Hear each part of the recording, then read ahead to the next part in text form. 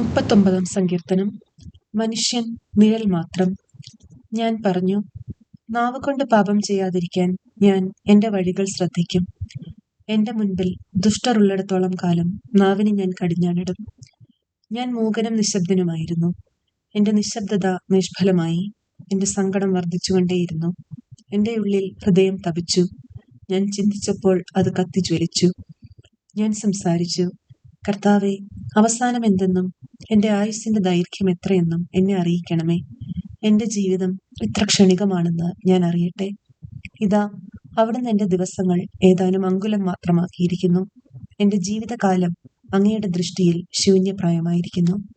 മനുഷ്യൻ ഒരു നിശ്വാസം മാത്രം. മനുഷ്യൻ നിഴൽ മാത്രമാണ്.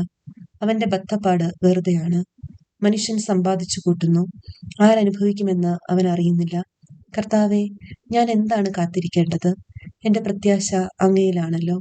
എന്റെ എല്ലാ അതിക്രമങ്ങളിലും നിന്ന് എന്നെ മോചിപ്പിക്കണമേ. എന്നെ ഭോഷന്റെ നിന്ദയ്ക്ക് പാത്രമാക്കരുതേ. ഞാൻ ഊമനാണ്. ഞാൻ എന്റെ വായ് തുറക്കുന്നില്ല. അവിടുന്നാണല്ലോ ഇത് വരുത്തിയത്. ഇനിയും എന്നെ പ്രഹരിക്കരുതേ. അവിടുത്തെ അടിയേറ്റ് ഞാൻ തളർന്നിരിക്കുന്നു. പാപം നിമിത്തം മനുഷ്യനെ അങ്ങ് ശിക്ഷിക്കുമ്പോൾ അവന് പ്രിയങ്കരമായതിനെയെല്ലാം അവിടുന്ന് കീടത്തെ പോലെ നശിപ്പിക്കുന്നു. മനുഷ്യൻ ഒരു നിശ്വാസം മാത്രം.